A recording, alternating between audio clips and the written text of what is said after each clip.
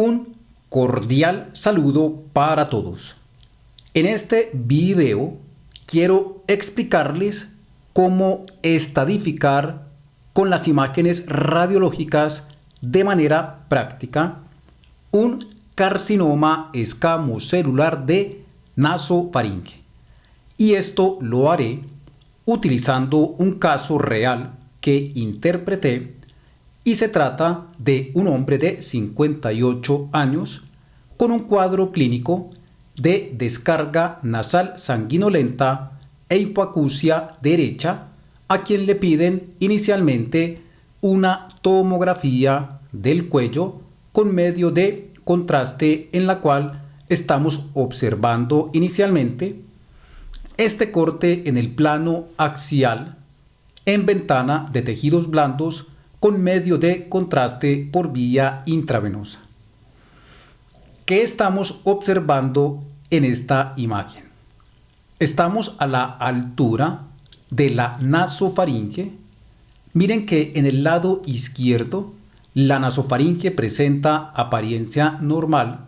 Me encuentro señalando el torus tubarius y la apertura de la trompa de Eustaquio. Además, logra observarse más o menos bien la fosa de Rosenmüller. Y aprovechando que estamos hablando de nasofaringe, quiero invitarlos a que vean el video que tengo en el canal sobre la anatomía radiológica de la nasofaringe. En los comentarios encuentran el enlace de este video. Ahora observemos lo que ocurre en la nasofaringe en el lado derecho. Estamos observando esta lesión en la nasofaringe en el lado derecho de forma irregular, de contornos mal definidos, con densidad de tejidos blandos, y realmente no tiene un realce importante luego del medio de contraste.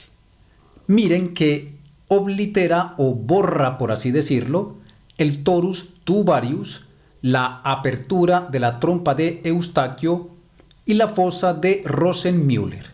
Y se trata de una lesión tumoral que en la biopsia resultó ser un carcinoma escamocelular. Ya que tenemos identificada esta lesión, el paso siguiente es mirar cuáles estructuras infiltra, porque esto es lo que necesitamos conocer para poder determinar o ayudarle al médico tratante a determinar el TNM de este tumor, que es lo más importante para posteriormente establecer el grupo de estadificación. Entonces observemos cómo esta lesión infiltra el espacio parafaríngeo en el lado derecho. Miren que en el lado izquierdo tenemos un espacio parafaríngeo completamente normal, pero en el lado derecho miren que este espacio parafaríngeo se encuentra infiltrado por la lesión. Observemos que tiene un menor tamaño y unas lesiones focales, o un aumento mejor de su densidad. Entonces el tumor infiltra el espacio parafaríngeo derecho. En esta tomografía podemos observar algo que realmente no modifica el TNM, pero también es importante mencionarlo, y es la carótida interna. Para que me entiendan esto, observemos la arteria carótida interna izquierda completamente normal, sin ninguna lesión circundante, pero miren cómo la carótida interna derecha se encuentra rodeada en 360 grados su circunferencia por la lesión tumoral.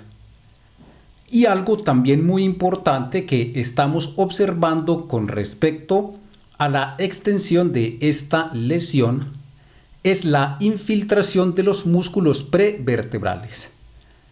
Recordemos que aquí, donde tengo la flecha, deberíamos observar los músculos prevertebrales, pero miren que realmente no hay un plano de separación entre el tumor y los músculos prevertebrales, sobre todo en el lado derecho. Aquí tal vez si logramos observar algo de los músculos prevertebrales, pero miren que en el lado derecho no hay plano de separación entre la lesión tumoral y los músculos prevertebrales, lo cual indica que este tumor está infiltrando dichos músculos. Ahora continuemos evaluando la extensión de este tumor y ahora tenemos un corte axial, por supuesto que a la altura de la nasofaringe, pero en ventana para estructuras óseas. Y aquí lo que les quiero mostrar es lo siguiente. Esto es base del cráneo y, para ser más exacto, sería la parte más inferior del clivus que pertenece al hueso occipital, y aquí logramos observar incluso los cóndilos occipitales. Observemos cómo en el lado izquierdo estas estructuras óseas de la base del cráneo presentan apariencia normal, pero miren cómo en el lado derecho el clivus y el cóndilo occipital presentan una apariencia irregular, y esto se explica porque el tumor está infiltrando la base del cráneo o las estructuras óseas de la base del cráneo, en este caso el clivus y también el cóndilo occipital en el lado derecho. También quiero aprovechar esta ventana para estructuras óseas para mostrarles algo que con frecuencia observamos en los tumores de nasofaringe y en cualquier otra lesión que obstruya la apertura de la trompa de Eustaquio, y se trata de lo que estamos identificando en las celdillas mastoideas derechas. Observemos cómo estas celdillas se encuentran ocupadas por material con atenuación de tejidos blandos y además presentan disminución de su neumatización y esclerosis, lo cual sugiere un proceso inflamatorio crónico que, como ya lo dije, se explica por la obstrucción de la apertura de la trompa de Eustaquio en la nasofaringe por el tumor.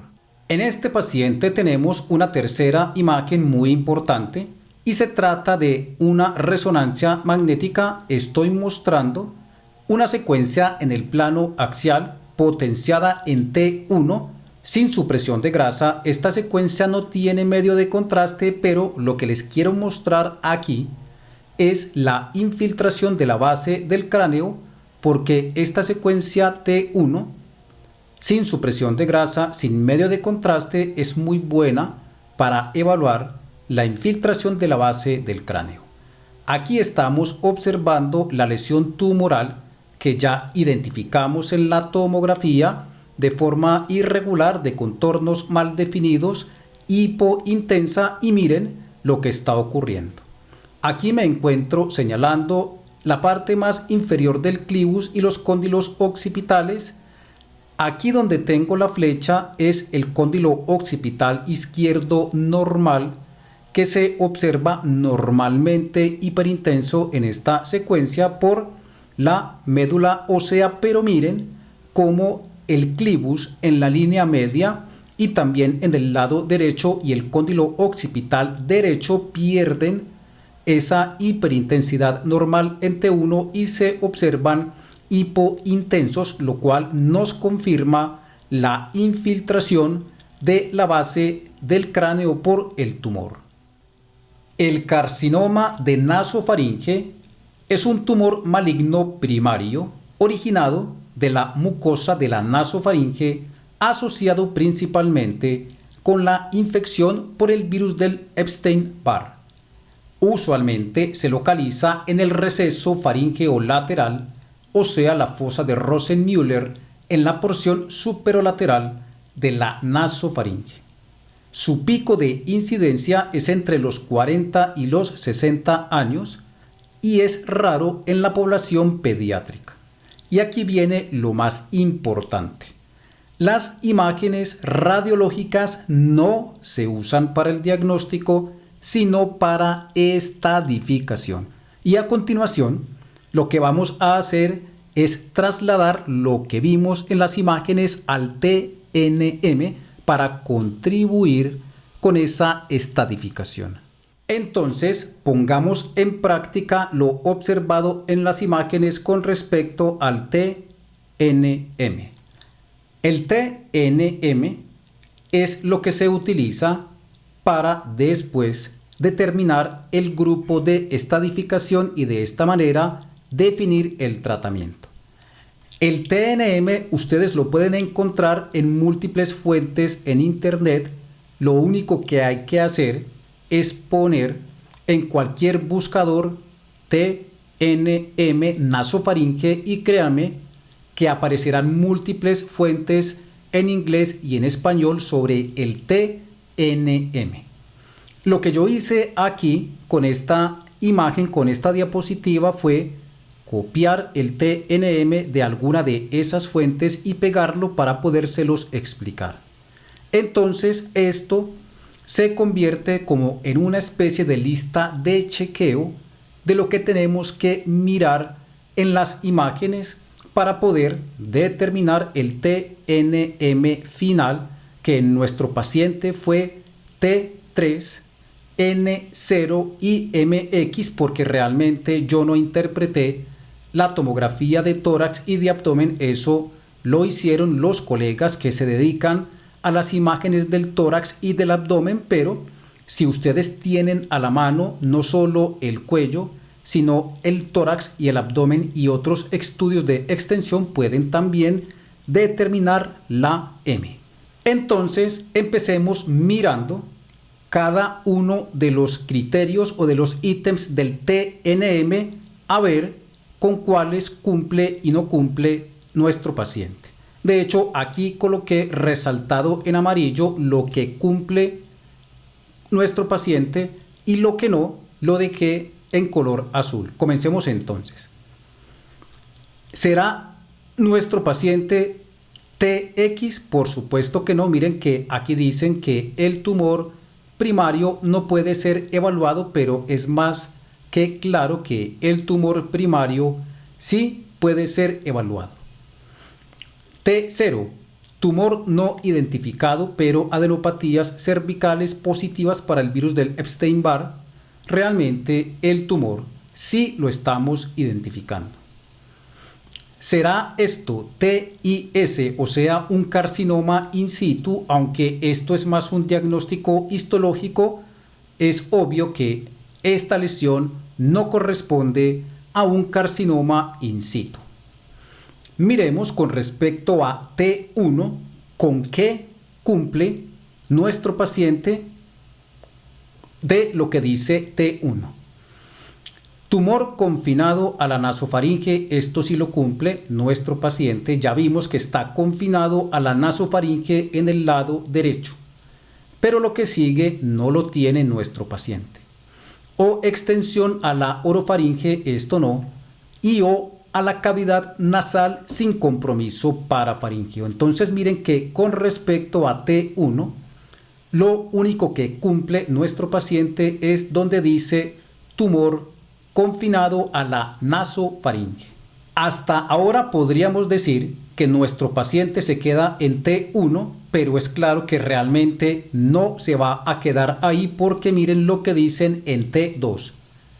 Tumor con extensión al espacio parafaríngeo, esto lo cumple nuestro paciente. Habíamos dicho que infiltra el espacio parafaríngeo derecho y o compromiso de tejidos blandos. Aquí nos dicen cuáles son los tejidos blandos. Pterigoideo medial, no. Músculo pterigoideo lateral tampoco, pero músculos prevertebrales sí cumple con esto, porque habíamos dicho que no hay plano de separación entre el tumor y los músculos prevertebrales. Entonces, hasta ahora nuestro paciente podría ser un T2 porque cumple con extensión al espacio parafaríngeo y compromiso de tejidos blandos adyacentes, entre paréntesis, los músculos prevertebrales. Pero nuestro paciente tampoco se queda en T2 porque miren lo que dicen en T3. Tumor con infiltración de estructuras óseas en la base del cráneo. Y esto lo vimos en la tomografía, el compromiso del clivus y del cóndilo occipital derecho, y lo confirmamos en la resonancia magnética. Entonces, de lo que dicen en T3, nuestro paciente cumple con esto: infiltración de estructuras óseas en la base del cráneo. Lo que sigue no lo cumple nuestro paciente, o sea, infiltración de vértebras cervicales, estructuras pterigoideas y o senos paranasales. Ahora miremos si las imágenes de nuestro paciente cumplen con algo de lo que dicen en T4. Tumor con extensión intracraneal, realmente no. Vimos fue infiltración de la base del cráneo, pero no se observó infiltración intracraneal. Compromiso de los nervios craneales, hipofaringe, órbita, glándula parótida y o infiltración extensa de tejidos blandos más allá de la superficie lateral del músculo pterigoideo lateral. Esto realmente no lo tiene nuestro paciente, entonces concluimos que con respecto a la T se trata de un tumor T3.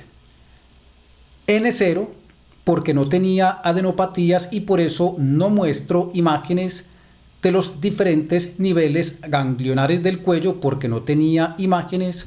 La M realmente no la puedo saber yo porque no tenía en mis manos la tomografía del tórax ni del abdomen, pero ya les había dicho que si ustedes tienen esas imágenes también pueden determinar la M.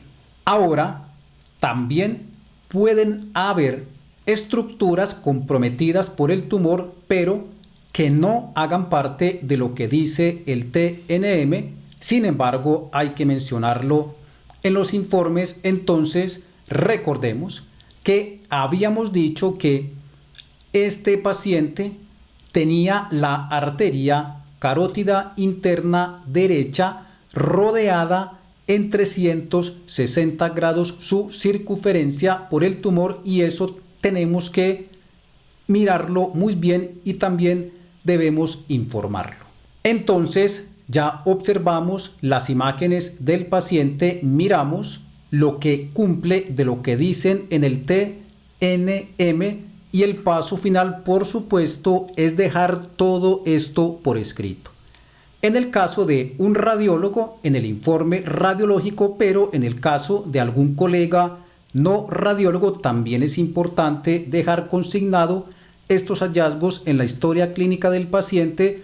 Y aquí les voy a dar un tip, un truco que a mí me ha sido de mucha utilidad, y es redactar el informe radiológico acorde a cada uno de los criterios del TNM. Hagamos el ejercicio con este paciente. No quiere decir esto que ustedes tengan que redactar esto como yo lo hago, pero les estoy dando un truco que puede serles de utilidad.